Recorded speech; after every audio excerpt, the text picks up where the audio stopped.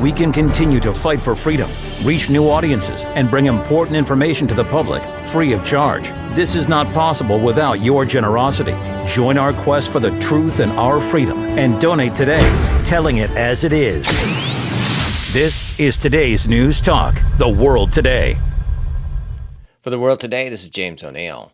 Anthony Williams appeared in Peterborough Magistrates Court charged with 11 counts of attempted murder after a mass stabbing on a London-bound train that injured 10 people, including a critically wounded staff member. Police allege Williams also stabbed a man at Pontoon Dock Station earlier the same day and are investigating links to other knife incidents in Peterborough, including the stabbing of a 14-year-old boy. Officers have referred their response times to the Independent Office for Police Conduct. Authorities say the attacks are not terror-related. Williams remains in custody pending trial next month. Former U.S. Vice President Dick Cheney has died at age 84 from pneumonia and cardiac complications, his family announced. Serving under President George W. Bush, Cheney was also Secretary of Defense under George H.W. Bush, White House Chief of Staff under Gerald Ford, and a Wyoming congressman for a decade. Despite long-term heart disease, he lived vigorously after a 2012 heart transplant. Remembered by his family as a noble giant devoted to service and family, Cheney leaves behind his wife Lynn and daughters Liz and Mary. Tributes highlighted his lasting influence on U.S. politics. An internal BBC memo has found the broadcaster materially misled viewers by editing Donald Trump's January 6, 2021 speech to imply he incited the Capitol riot. The Panorama documentary spliced Trump's "Fight Like Hell" line with earlier remarks urging supporters to protest peacefully and patriotically. Former BBC advisor Michael Prescott said this manipulation doctored reality and violated editorial standards. We're going to walk down to the Capitol, and I'll be there with you, and we fight. We fight like hell. We're going to walk down to the Capitol, and we're going to cheer on our brave senators and congressmen and women. Former UK Labour leader Jeremy Corbyn, expelled from the party after anti-Semitism scandals, has sparked controversy for hosting a phone bank supporting New York City mayoral candidate Zoran Madani.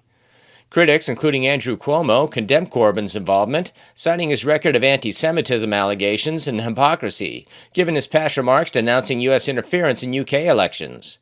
The event may also attract U.S. Department of Justice scrutiny over foreign election laws, which restrict non-citizens from campaign leadership roles. Corbyn, now forming a new Gaza-focused faction called Your Party, remains politically divisive. Activist and journalist Tommy Robinson has been acquitted of charges under UK terrorism laws after refusing to give police his phone PIN. Robinson was detained at the border last year while driving to Spain, with officers citing terrorism powers. The judge ruled the stop was unlawful and discriminatory, saying police provided no evidence the examination related to terrorism and appeared influenced by Robinson's political beliefs, a protected characteristic. District Judge Sam Guzzi dismissed the case, calling it a failure of lawful procedure. Robinson thanked Elon Musk for funding his £100,000 legal defense and denounced the police as corrupt and the media for ignoring the misconduct. UK Chancellor Rachel Reeves has refused to rule out tax rises as she said she will make the necessary choices in her upcoming budget. They are the problems, not the solutions. They are the mistakes of the past which would only take us backwards. I will not repeat them. When I was appointed Chancellor, people put their faith in me to take our country forward, not to be swayed by political convenience, not to always do what is popular, but to do what is right. At the budget, I will continue to deliver on the priorities of the British people. Cutting NHS waiting lists, cutting the national debt, and cutting the cost of living. We'll be back with another news break at the top of the next hour. This has been James O'Neill for The World Today. With your help, we can continue to fight for freedom, reach new audiences, and bring important information to the public free of charge. This is not possible without your generosity. Join our quest for the truth and our freedom and donate today, telling it as it is. This is today's News Talk, The World Today.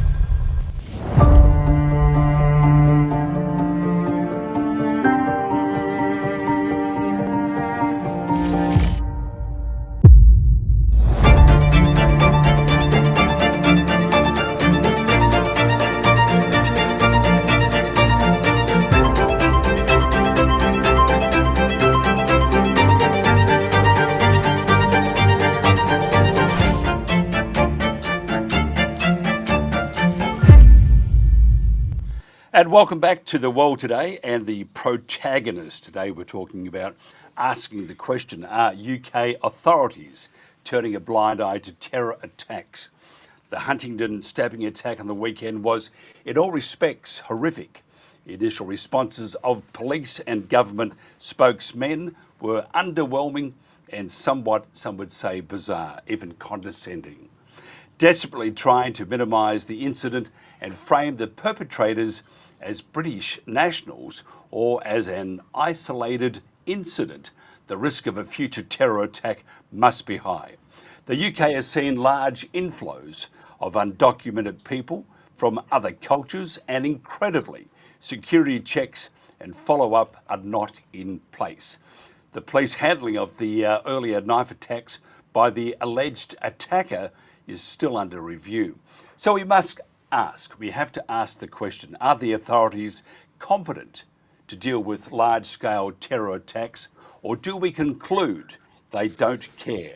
How the hell do we get to this place?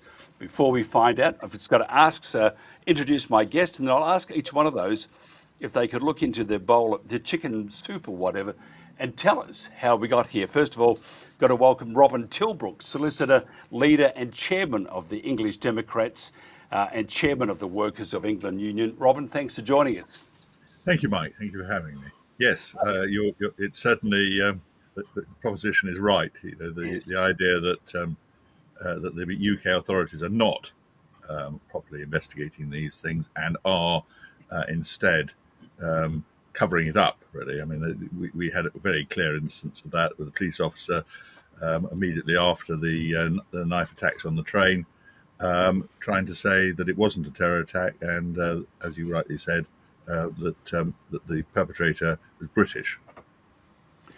David Atherton, thanks by the way, Robin, that's spot on there, I think. Anyway, David Atherton is a political commentator, journalist and broadcaster. David, welcome. What's your thoughts? Thank you. Yeah, indeed. Well, directly, to be fair to MI5 and counter-terrorism police in this country, I think they generally are keeping on top of things. There are 43,000 people on the terror list. 80 to 90% are Muslims, and they have, by and large, stopped multiple terror attacks in this country, along with the counter-terrorist police. But the point is that the problem is, because of mass migration from the Channel, that there are probably hundreds, if not thousands, of people who are not only indifferent to our culture but hostile to it, who are probably biding their time before they go out there and commit terrorist atrocities. It's really, Britain currently is a tinderbox at the moment, and I think one major terrorist incident and things could go off in this country. I hope we all stay within the law, but I really can't see people in this country have completely run out of patience. Pelaneroth Taylor is a journo documentary filmmaker, has made another documentary, by the way, featuring David Atherton, amongst others. Pella, thanks for joining us. It's been a long time, far too long. What's your thoughts? Yeah, I just want to say hello to David, because I last saw him in a London pub when I was interviewing him, and the video's out there actually. So, Is it? And we were talking about just these very issues. But my expertise, I guess, is I'm doing a lot of research on Gladio, the NATO-led operation, basically to police the left-wing movements in the 1980s and 1990s, and basically. This was terrorism sourced from the state to keep people afraid or knock out opponents or just carry out terrorism in the name of creating counter-terrorism, which is worse than the original terrorism, in other words, to control the population. And for instance, I mean, there were the most famous, I guess, of the actual attacks that gave the name Gladio, because Gladio was the name of the NATO operation in Italy, and there were in the 1980s there were big bombings at the railway station in Bologna, and that justified a crackdown on terrorism. And I think that David and I discussed this actually when I met him. Why did all these people come in? I mean, with a simple stroke of the pen, they could stop immigration. I mean, even the boats they could stop, but especially all the legal immigration. A lot of these people are not vetted properly. And I know I'm not an expert on the Middle East. I'm not an expert on British politics compared to the other two gentlemen. But what I am an expert on let's say, psyops and psychological operations. And I do know that the British encouraged terrorism, Muslim terrorism, all over the Middle East against secular states, secular dictatorship, against Russia. They supported the Chechen rebels, both in the 2000s and the Afghan rebels in the 1980s and 1990s. Famously, Osama bin Laden was a Western asset, which then went rogue. So basically, the Western states have been very, very big on supporting Islamic terrorism, very partly against their geopolitical opponents, but more provocatively and more conspiratorially control their own populations, as it were. And let's say this was an operation to, I don't know, it sounds unlikely, but I'm just coming left field on this issue because I'm not such an expert. We always have to consider the possibility that the governments know what sort of domestic terrorism is carried out. I mean, isn't like, I don't know about, but isn't the Manchester bomber, wasn't he down in Libya? You know, I mean, he was a British asset who went down to Libya Was, yeah. and then he came back and was allowed to do things. And of course, we've got the theories about the 2005 bombings, you know, which were orchestrated in order to get Blair to create justification for wars in the Middle East. So that's my thought. That's always a possibility. How much does the state know, and how much are the states allowing these things to happen to create, let's say, justification for the digital ID, security checks on trains or something. So that's my thought. Yeah, That angle, yeah. I was looking at what Mahmood said. She said to when this initially happened, and they thought there were two, and people were already saying, you know, were they the illegal immigrants, or did they have some sort of relationship with that? And she was saying not to jump to conclusions. First of all, what the hell is she butting in for? It's a police operation. Robin, do you think I'm going to be a little bit, I suppose, don't mean to be tacky, but it will be a bit tacky. Do you think that the colour of skin is impeding the prowess of the Met? Well, I think it may well do, and certainly we saw a strange contrast between the attitude that they had to a relatively small demonstration that was being led by Nick Tenconi from UKIP, protesting against Islamism. They wanted to protest in Tower Hamlets. They were told they couldn't, and instead we had a really big demonstration of Islamists dressed in black, wearing masks, basically saying they were going to beat up anybody that came into Tower Hamlets to protest against Islamism. And the police did nothing about that, whereas they had actually vigorously um, kettled and generally hassled the small demonstration against Islamism. I thought that was quite interesting. And of course, you know, we're talking in the context of Tommy Robinson having been charged with a terrorist offence for not handing over his access to his mobile phone and laptop. So with the government and the state do define terrorism in an extraordinary way that's really not what the general public think. I suppose I'm being interested in history. I find it interesting, of course, that the first terrorists were terrorists. They were the French revolutionary government, and you know it is certainly the case that terrorism is often a state-sponsored thing. Dave, what do you think? Do you think because at the moment, if you say hurty words, you'll have the SWAT squad or whatever you call it popping around to knock, hello, hello. And they seem to have lost the way. And when it comes to I won't say racism, but when it comes to colour of skin or religion, especially religion and culture, there seems to be, from looking out in, there seems to be a predisposition to having some forthcoming and strong investigations. Is that impeding the Met? Yes, I think Robin alluded to the two-tier justice system, two-tier policing system we have in this country. It's it seems to be coming from the very top. There are organisations like Hope Not Hate that are saying that there's not enough focus on the far right. But out of 130 terrorist deaths that have happened to British people, mainly in Britain, but also if I include the Tunisian outrage in 2015, where 30 British people were killed by an Islamist, 98% of all terrorist deaths in this country since 2000 have been committed by Muslims.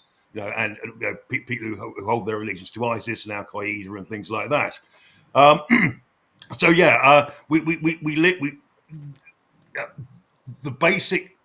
the conceptual problem we have in this country is that the government fully well knows that our main terrorist problem is actually with Islamists, and they know if we had even justice and even policing in this country, there will be large numbers of Muslims will be out there causing civil unrest. You only have to look at the trouble that's coming on Thursday night, when Maccabi Tel Aviv, an Israeli football team, are playing at Aston Villa, which is it's an area. Aston as an area of Birmingham is something like 78% Muslim, and there's going to be thousands and thousands of Muslims there protesting at the very presence of the Maccabi Tel Aviv Football Club. The supporters have been banned from Maccabi Tel Aviv supporters have been banned from turning up to the match. And I've got a funny feeling it's going to be very ugly. Apparently, 700 police have been drafted in to protect the team and protect the ground from attack. But yeah, it's also what is further hampered by in this country is that something like 80-90% of British Muslims vote for the Labour Party. And at the last general election in 2024, there were some major Labour people that lost their seats to independent pro-Gaza MPs. Jeremy Corbyn was one of them, for example. And the local MP to Aston Villa Football Club is a guy called Ayub Khan. And he's been out, I've got to choose my words very carefully. He looks to be very litigious, if that's the right word. He did seem to... She would say be very enthusiastic about getting the Maccabi supporters banned, and there was some there was some very interesting language, should we say, how he intended to go about it. So yes, to conclude it all, we live in a country at the moment whereby the government is frightened and intimidated by the Islamists and also the Muslim bloc vote. Pella, you just concluded a bunch of videos, docos on. And I mean, you used to live there and Trip the Light, fantastic. I can almost see you in those fluorescent flares you probably still got. How's it changed? How's the whole, except for the fashion, of course, the whole thing has really changed. And in your mind, has it become more dangerous now? Are the people of the UK or London, are they almost on high alert themselves, which would add to the tension and stress of everyday life? I saw a very limited part of London. I mean, I lived there most of my life, until a few years ago. And I just want to say, I mean, I talked to David and we went to Whitechapel and he showed me the Liberty Bell, where the Liberty Bell was cast. So that was an American connection. And of course, Liberty is famously now lacking in the British public space. But I mean, Whitechapel was always, of course, very, very non-white, but it always was. I mean, my girlfriend ran the Pizza Hut there in the 1990s, and I remember gunmen going in and ordering stuff and opening their bags and showing a gun, and then they got a free pizza. And it was, even then, it was very, very Islamic, although it's possibly even more so now. But central London, and I know I just say this because I mean people come to Sweden and think that it's as bad as my documentaries make out. So I'm a sinner as much as I'm as bad as the rest of them. And for instance, our friend Basil Valentine comes to Sweden and is surprised that he can go from A to B without being bombed, So I felt the same going in the other direction. Surprising, central London, I'll just say that. I didn't go out to the Muslim heavy areas and so on. It's absolutely, completely normal as it always was. The thing that I did notice, I mean, there's a slightly greater percentage of non-whites, slightly more homelessness. And I would say the biggest change is that people have stopped wearing suits. I don't know, maybe because I arrived on a summer's afternoon, but I mean, I talked to people who worked in London. I mean, some of my relatives, And they say, yeah, the suit's been abandoned, basically. People are much more casual than they were just a few years ago. Now that you say it, we've lived with the gradual changes, but if you've been away for a few years. So that was actually the main thing that I noticed. Um, and then I would say, obviously, but I made a very limited tamp downs on various parts of the UK, and then I was in sort of the nice, Winchester and Harpenden. I mean, which is like the most prosperous parts of the UK. So it's in no way. David actually said, go and meet one of these, go to one of these hostel. I mean, where these demonstrations are gathering, and then you'll see a totally different. Of course, there are millions of videos on TikTok and YouTube showing exactly how angry the British people are. So it just depends on where you go. But it was Central London was surprisingly normal, and you could say, well, this is the SW1 view. The SW1 is a political district of London. You go there, you live there, and you mingle with all these politicians from the House of Commons, and you think, well, I mean, what's wrong with London? What are you talking about? So, I mean, there are totally different realities. The big thing I noticed was how the internet's cracked down. I usually go to a website called archive.org, which is has lots of old books, post copyright, and some that are not post copyright, and I do a lot of my research from those books. And that's closed off unless you upload your ID. And this is a totally harmless historical research website, but the British authorities think that you shouldn't allow to access it unless you upload your passport photo. And that's in no other country I know of. Maybe in the other Anglo dictatorships. So freedom was actually the thing that I noticed. And I also noticed talking to let's say upper middle class professionals, is quite to the serious extent they're not aware of the worldview that we have here on these shows. And if you follow the alternative media or go on X a lot, it really is the Guardian is the Bible, and it tells the truth, and the BBC. And so it's like, my God, I mean, they haven't undergone this intellectual revolution that a lot of Americans have, thanks to Elon Musk, whatever you think of him, and the Joe Rogan show, and all these kind of MAGA type shows which explode Russiagate and all the other scandals that the deep states on either side of the Atlantic have been pushing. So I'd say the Americans are more aware of what's going on than the British upper middle class, the imperial class, the class that who want to censor every other country in the world. They are the most woke, still completely unchanged, And I don't know, that's what David is up against, So that's my thought, yeah. But I'd also very briefly call that denial as well. Right. They're in denial. Okay. Well, that's a good thing. I think denial is good sometimes, unless they're coming towards you with a meat cleaver. Robin, I'm just thinking. I'm sorry. I'll be welcome to go to the UK. I'm sure they'll arrest me, but I got a very good lawyer in Robin Tilbrook.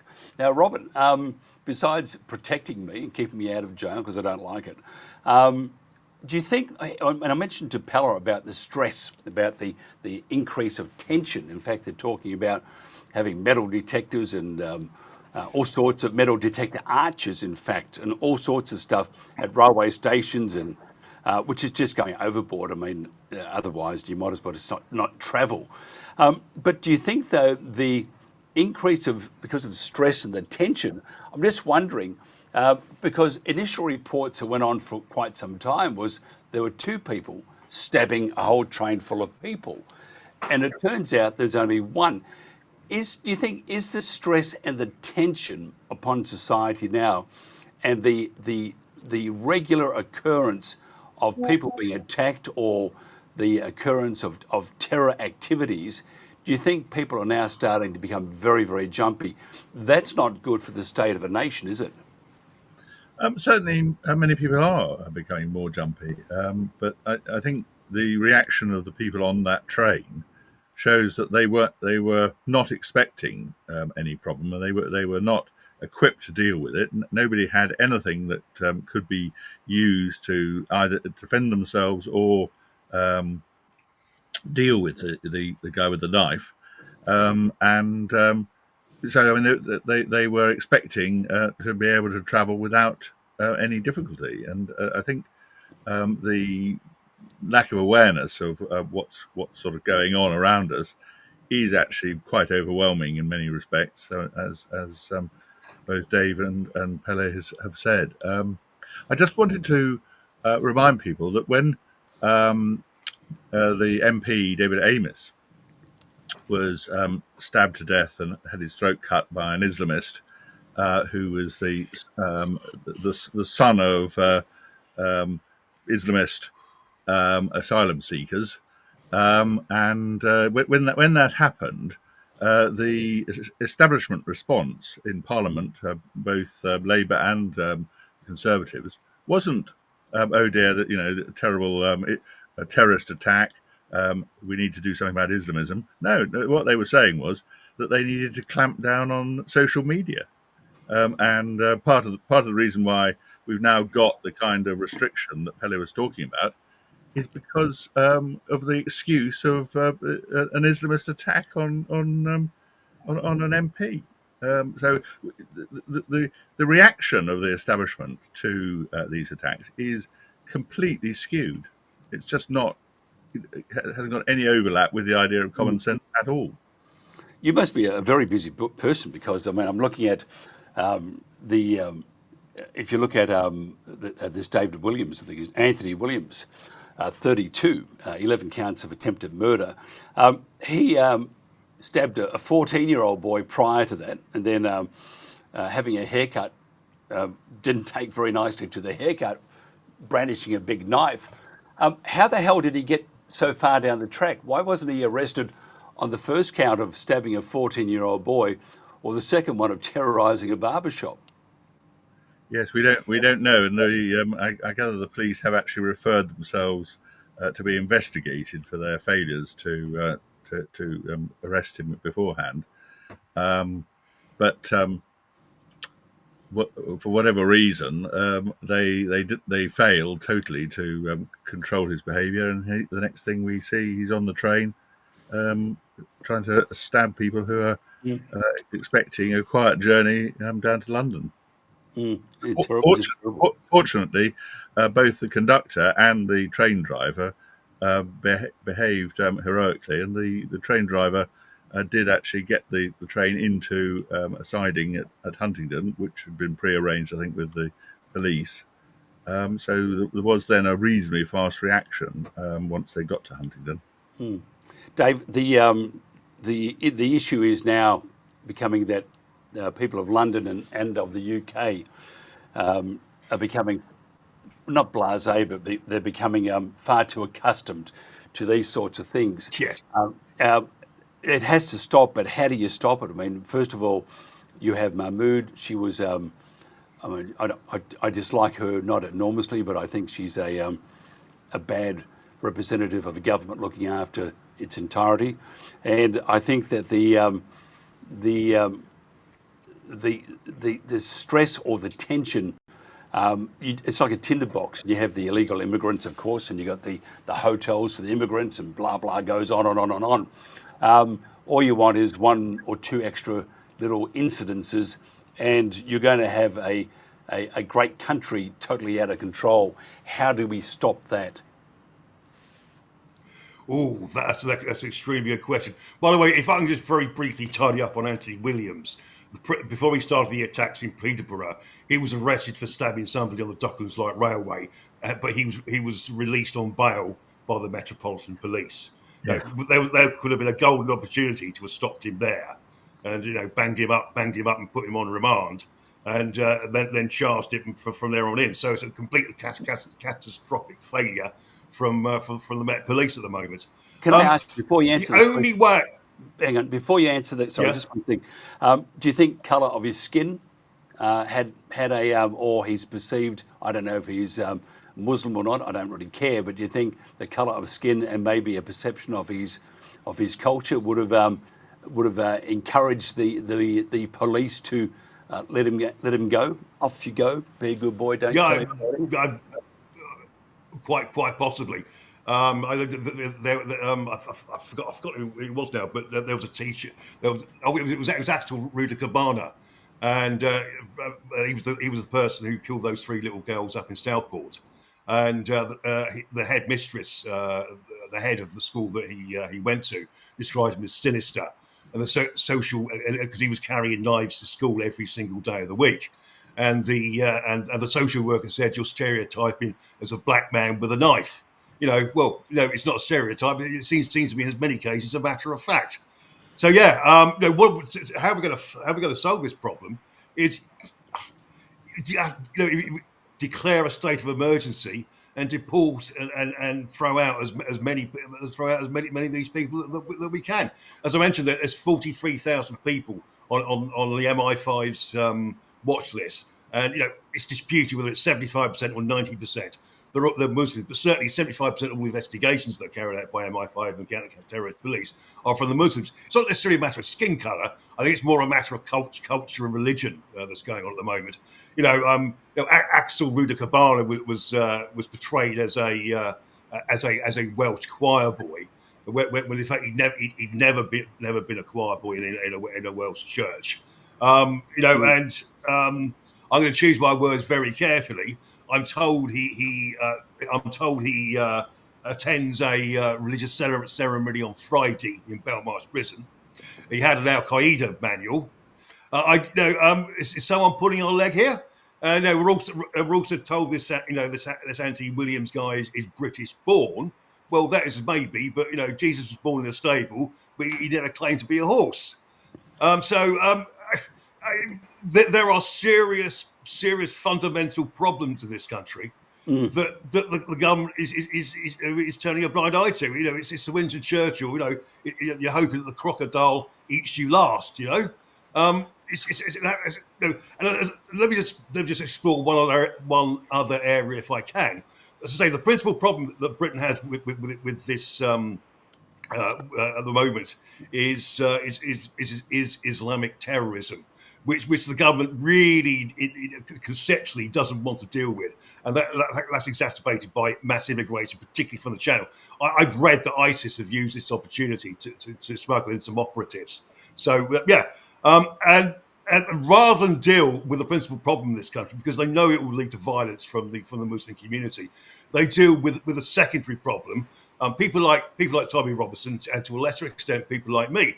I was actually one of the first people ever to be taken into a police station over his tweets, and this is a year and a half ago, maybe a year and 10 months ago. That would have been around March of 2024. And what the ex-post was F Hamas, F Palestine, F Islam, and I was threatened with arrest if I didn't go into the police station to discuss what I sent out, and there was no further action because I know commented the interview. But I would have thought that's tooth and nail if they wanted to do me for malicious communications under the 1986 Act.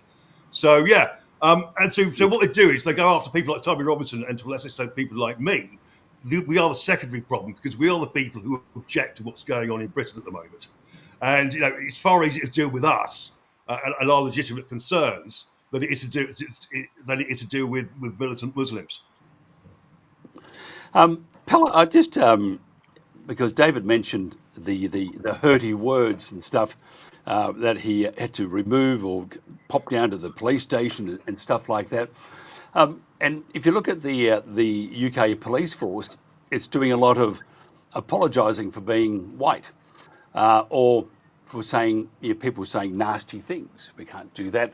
Do you think this is creating a much less effective police force, that instead of catching the bad people, they're after those that say hurty words or have an opinion that the Prime Minister or the government doesn't like? Do you think maybe that they've lost their direction?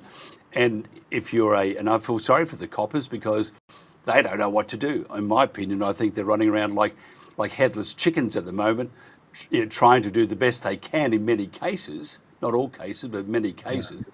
And I think we have a police force that is just becoming it's becoming highly ineffective. I mean, I'm just waiting for someone to shoot somebody in front of a policeman and he'll walk away. I mean, it's getting that bad, isn't it? It does seem that I'm only speculative. I don't know any policemen personally. I haven't particularly researched this subject, so I'm not speaking from an area of it. It's not my expertise, but I think it's quite plausible. I mean, there are a lot of TikTok videos out there now where people record very, very obstreperous, bossy policemen and often police women, and they seem ultra super woke. Now the trouble is with TikTok videos, it's a self-selected. I mean, it's the most ridiculous ones that rise to the top, and then for all I know, there could be 100 videos out there where policemen are behaving professionally, but they never get any views, and people don't record that kind of conversation or put it out there. But it does seem, I mean, let's say, I don't know, comparing to there are no videos coming out of America, for instance, much bigger country with the same. And knowing British culture, I know exactly that kind of British officiousness, if you like, and obstreperousness and self-righteousness. Like, it's like a cultural trait. And I think that I can imagine, I mean, there's been a meme circulating. I can only talk about the level of memes because that's my interaction with Anglo culture. But these memes talking, they're a reposting of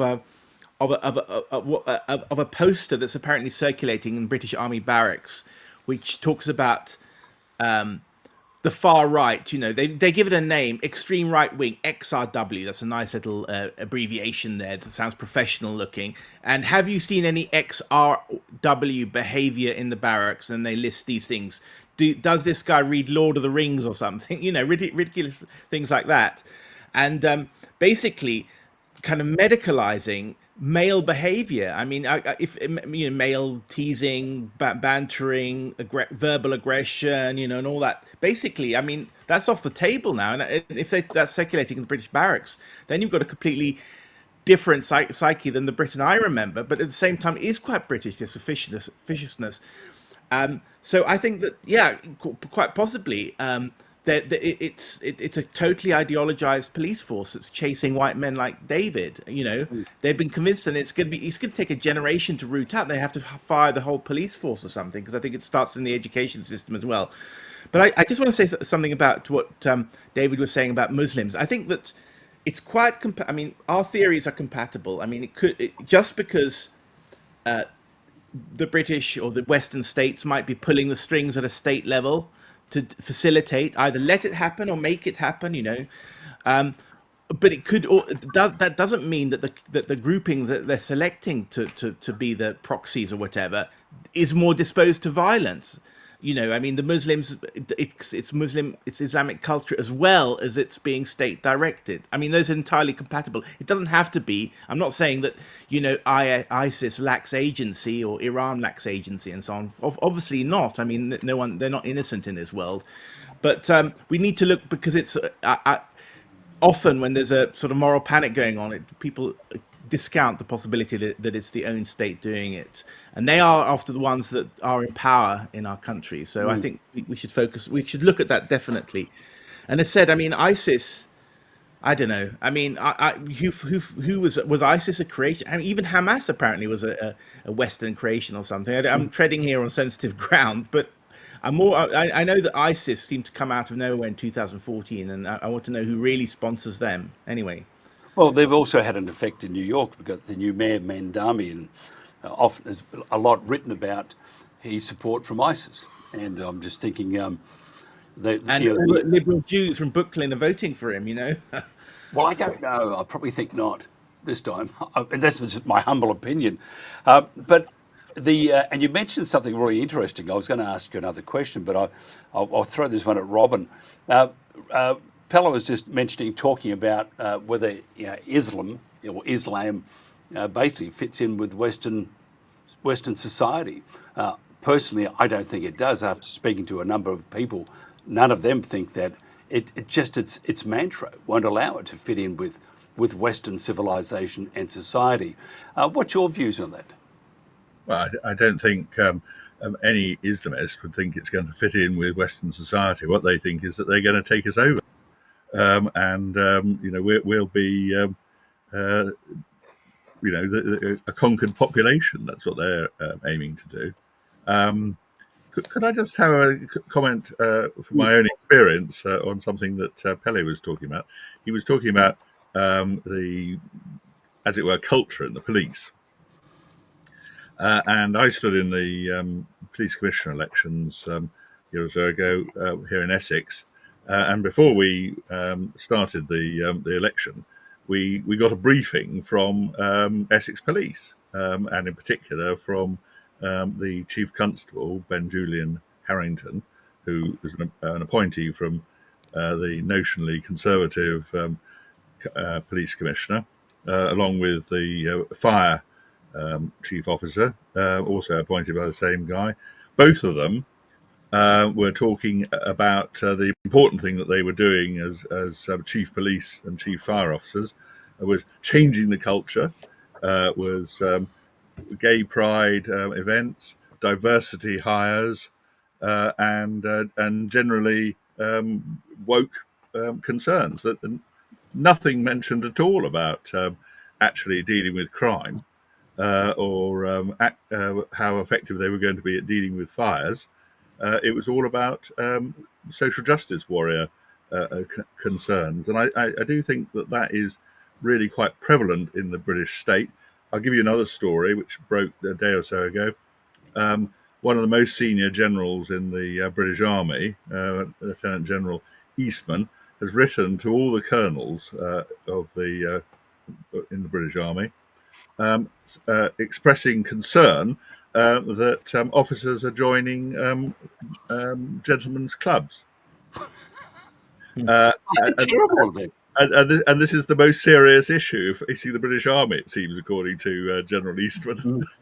At a time when the army is smaller than it's been since the age of the musket, and not very well equipped to deal with any of the threats that might be out there at all. I mean, Can I just quickly interrupt because it's on the topic? There's an FT. I mean, the FT is, what's the word? It's very, very establishment. But it had a series of graphs recently on the level of progressivism among the youths in various Western countries, and Britain was the highest. I mean, there's actually been an anti-woke movement in Germany and Korea they had, and the United States. So women, since let's say 2010 or 2012, the level of progressivism has gone up among both young men and young women. And then from about 2019 or 20, it's nosedived in Germany, America, and Korea, but women's progressivism is still very high. Well, the UK, but women's progressivism is not only higher than other countries, but men's progressivism is almost as high, and is much higher than it is in Germany and the United States and Korea, and it hasn't seen that downward turn. Anyway, so Britain is like woke capital of the world, on top of all its other problems, Yep. By the way, in balance to that, I think the Overton window in this country, what's permissible to be said in the public sphere, has shifted, greatly to the right. I can't believe I can now openly talk about the mass deportation and the remigration of millions of migrants to this country on X or even on the TV or even on a program like that, like this, I should say. And by the way, just to tidy up on the police side of stuff, it's the College of Policing that are in charge of all this woke rubbish. And but what I think happens in practice is that the police to see on a day-to-day basis. Like, for example, the Tommy Robinson rallies, there's been 5 of them now, I think. There's been 8. The maximum was 8 arrests, and these were these were well away from where the protests were going on. And you contrast that to over, I think it's 1,300 arrests at the pro-Palestine demonstrations. I think the police do get a wake-up call. Who's good and who's bad. When it comes to policing. But that's the problem. By the way, very, very quickly, I came across a paper yesterday that was from America from December 2011. It's dated at the bottom. And the university went round to 100 random mosques in America, and 81% were teaching either radical jihad or if I can use the word, moderate jihad. Only 19% did not have material or imams who spoke of peace. So that really is we really are in trouble in Western America. Well, can I read you something from the Quran? Let me read you Surah 9:29 and 9:30.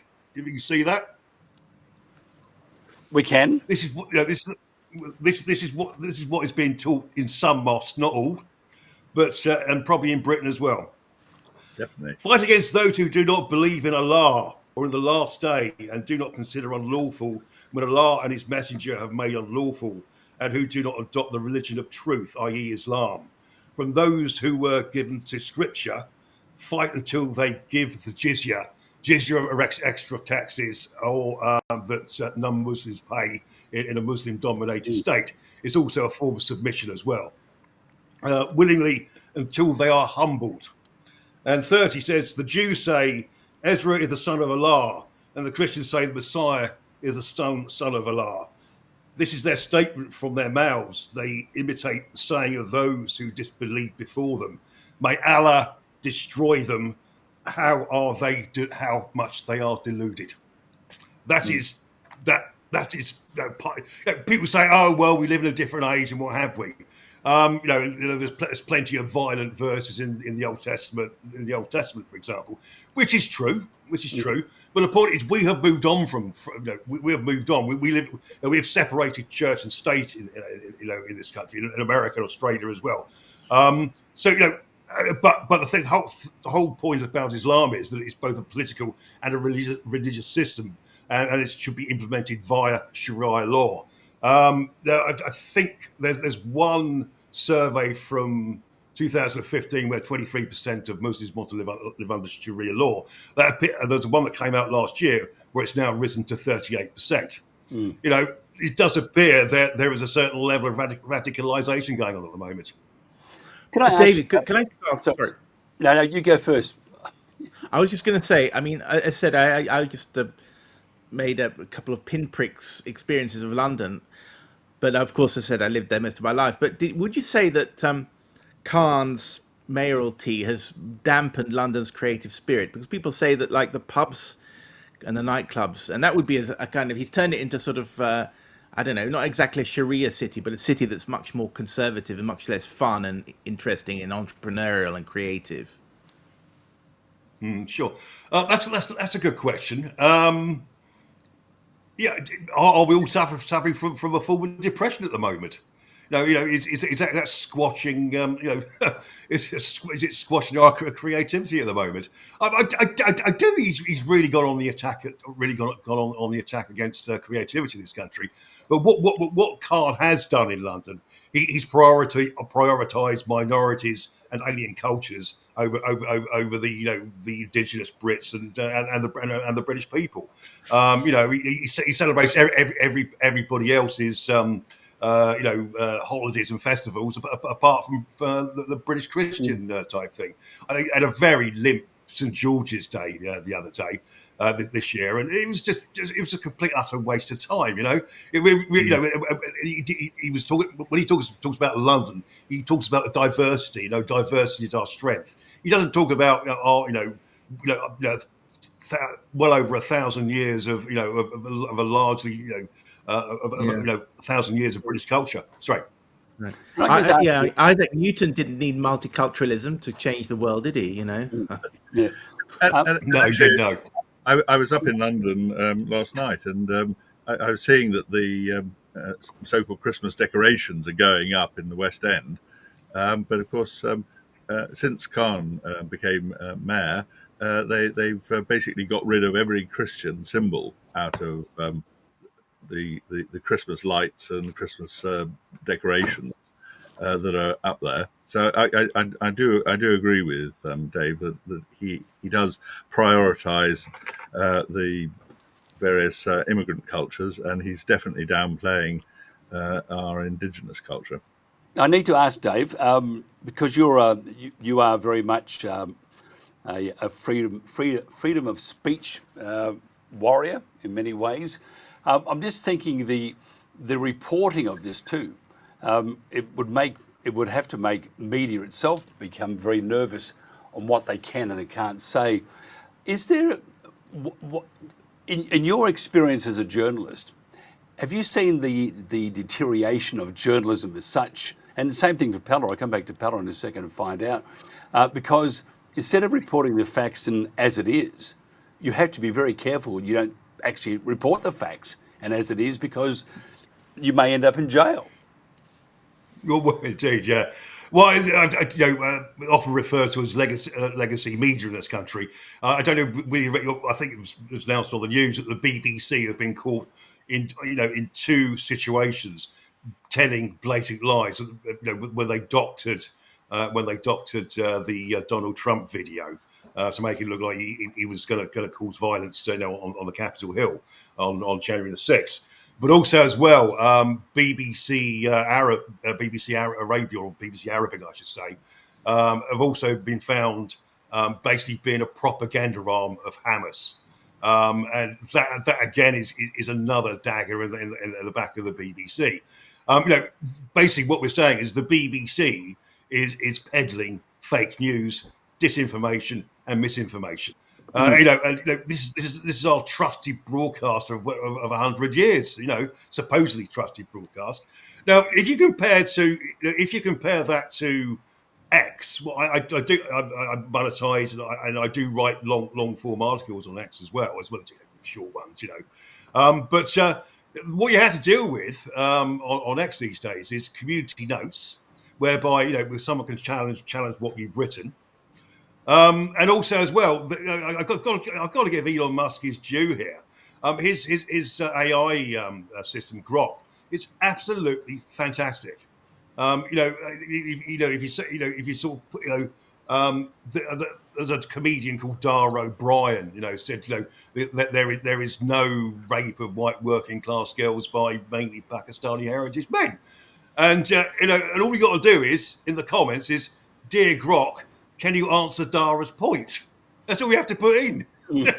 And the Grok will tell you, which obviously doesn't have an opinion, it just reports on facts, will tell you that there are possibly up to 500,000 girls over a period of 30 years that were sexually abused. So, the alternative, for example, Tommy Robinson, when he was jailed for libel, for the libel trial for the schoolboy who supposedly was bullying and beating up girls in the school. That was an allegation anyway. That got 110 million views. He's just recently been to Israel, and I know one X post alone, he has 65 million views. Probably getting on for 100 million views again. We don't need the legacy media anymore. What we're doing here is the future of broadcasting. Basically, I think TV stations will just become a small studio, and where we spend all our time looking at recordings and post recordings and things like that. I think the BBC should be finished by now, looking at their behaviour and looking at what they stand for. GB News, for example, is now the premier linear legacy, I'm going to use the word legacy for GB News, TV station in Britain at the moment, because it reflects what the viewers want to see. And I think, and particularly on the grooming games, Charlie Peters has been absolutely fantastic. You've got to pay tribute to a guy like that. He's totally exposed it, exposed what's going on, and he's managed to tip the Labour government into having a national inquiry. He really has to be, to be congratulated for that, I tell you. Pella, I've got to ask you, and you're a journo, done the traps, London, Brussels, all sorts of wild and woolly places. Can you tell me, have you noticed a decline in journalism? And is this because of the perception of having your head basically chopped off by the law, by the police, or by the government, or by your editor, or by the boss of the newspaper, or whatever, and so therefore the reporting on the actual facts are always tarnished, always impeded by your thoughts of, am I saying the right thing? Am I allowed to say this? Instead of, because I was always taught, you say it as it is, you write it as it is. That's usually the best piece of advice I think someone could give. What's your thoughts? Well, I mean, don't get me started. I mean, I think my girlfriend's is going to leave me every time I have a 6 a.m. tirade about the Guardian and the BBC. It really gets me going. It's so unjust. And in fact, what I was doing with it when I filmed Dave in London was I was saying, well, this is the new media, because Dave's got 300,000 followers on X, and and you have 1 billion page views. You showed me. I mean, that like dwarfs anything that the legacy media, and yet they look down their noses on anyone in the alternative media, and yet people get their news from this, and they look down their noses on all those big US outlets where they're tens of millions of viewers, and the BBC and so on are shrinking. But it's like the aristocracies, that their social influence lasted beyond their political influence. People still want to be part of the legacy media. They still want to have that byline. If you go to the sort of posh parties of London or Winchester, getting that job with the BBC is still infinitely better than working for an alternative media outlet.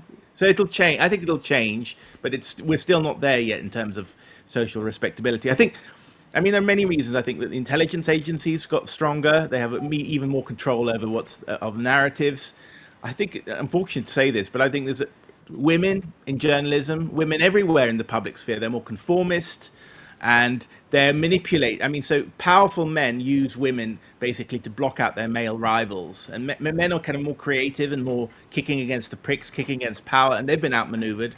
So you have angry white men on the internet who have X as their only outlet.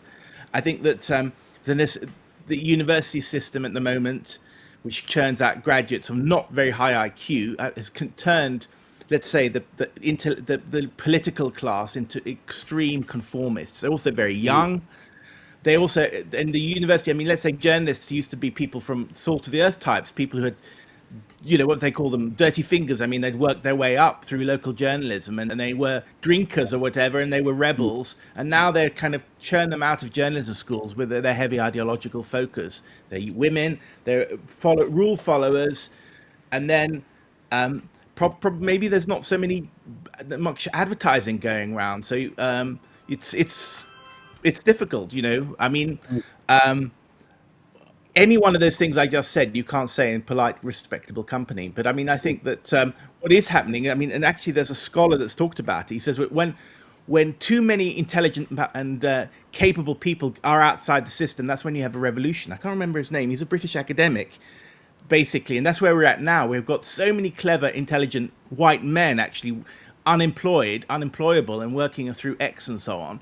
And that is going to create a sort of gravitational force of political change, I think, in Britain, and so many mediocrities in the mainstream establishment that they can't last. We are going to wrap it up in a second. Just want to mention to Dave, who's doing so well on X, we haven't moved. Well, when I say we, the old TNT, it was doing fairly well, as Palo will vouch for, and we had, I think, about 2 years ago, we had 13,200 followers, and it was doing very nicely.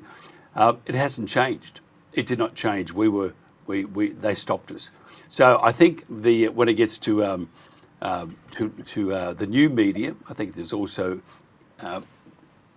there's management, which is Elon, and he's going to put in place certain algorithms that some people are going to be knocked on the head. So if you can give me a hint how you do it. Can I send Elon some chocolates or something? I don't know, but at the moment we have not. The original TNT X has not moved. It has not moved for 2.5 years. That is impossible. And we put through just under 50,000 interviews for TNT, and you would have thought that we would have got more than 13,200 and then remained stagnant. I have to ask you, as we are wrapping this up, we could talk forever, but Pella's girlfriend won't let him, and we do have a timeline. I have to ask Robin first of all. I'll ask you all the same question. Back to the original, the stabbing attack.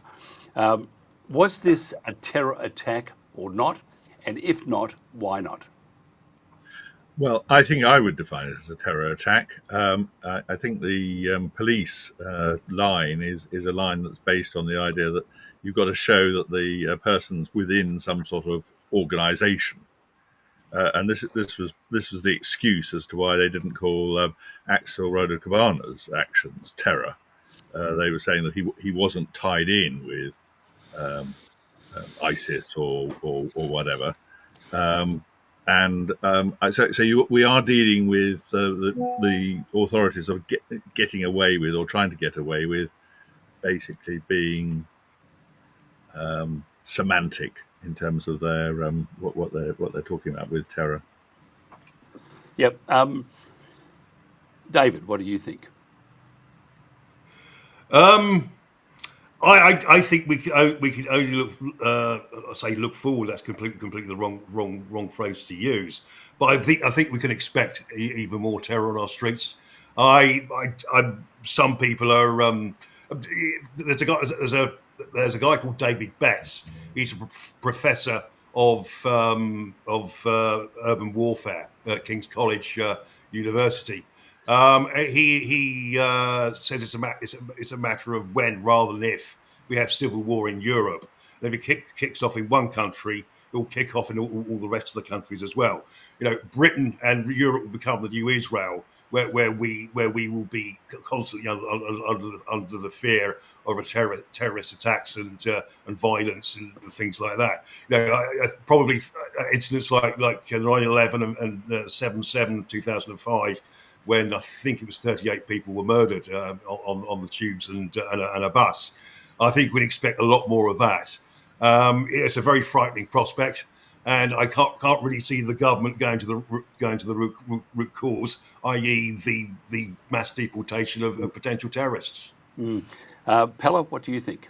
Well, can I hedge my bets? I don't know. Just because the others have said yes already, I'm going to say, well, I'm not convinced. I mean, let's say there are murders that are not terrorist attacks, and there are terrorist attacks. And to me, I don't know enough about this particular case to be sure if it's a terrorist attack or not. So I'll pass on I'll say maybe.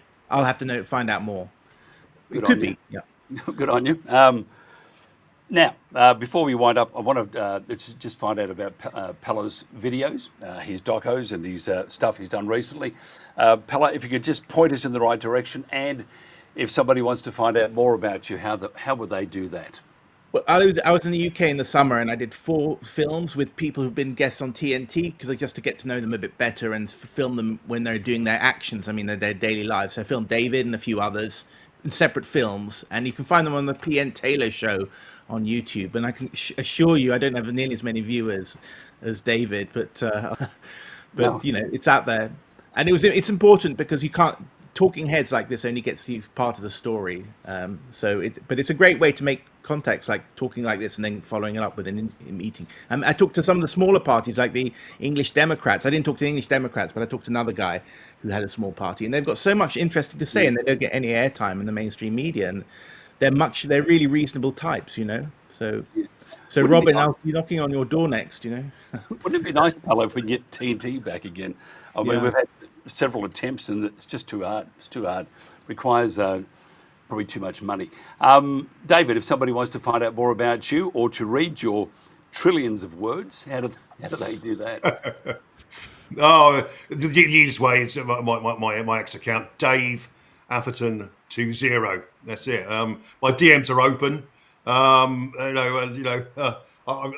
mainly get cam girls sending me their stuff. So something political would make a change. So yeah, Dave Atherton 20 is the best way of doing Absolutely brilliant. And by the way, the invite is sincere. If you know how we can get hold of it. When we used to have Elon's dad on, his father would come on. And do you think that helped us? Nah, we couldn't crawl by any stretch of the imagination, but it's still sitting on 13,200. And it would be like that forever, I would imagine. All of our followers have died. And Robin, if somebody wants to find out more about you, and also just quickly mention your crusade against the illegal halal killings at the moment with all the abs and stuff and butchers in the UK. Yes, so my Twitter account is @Robin Tilbrook, and you can also find out about the English Democrats on the englishdemocrats.party and the Workers of England Union on workersofengland.co.uk. So far as the halal campaign's concerned, we're just about to send out the letters before action, and that's ongoing, and I'm looking forward to seeing the kind of mealy-mouthed semantic excuses that we get in response. But that will be very interesting to see, because that is another thing that's going on that people haven't focused on about the sort of general Islamization of our country. and it's rocketing along. So Yeah. we could talk forever, but Pella would end up with his head chopped off from his girlfriend. Oh, there he goes again. Wait, shut up. And David and Robin and I would be probably our livers would be, because we'd have to have a drink just to get through the emotional stress of talking about such terrible things. Gentlemen, Robin, David, and Pella, I thank you very much for your time. Very much appreciated. Thank you. Thank you, And all of tomorrow you. we have a very good topic on tomorrow. Same time, same channel. This is the topic for tomorrow, and this is the Protagonists on the World Today.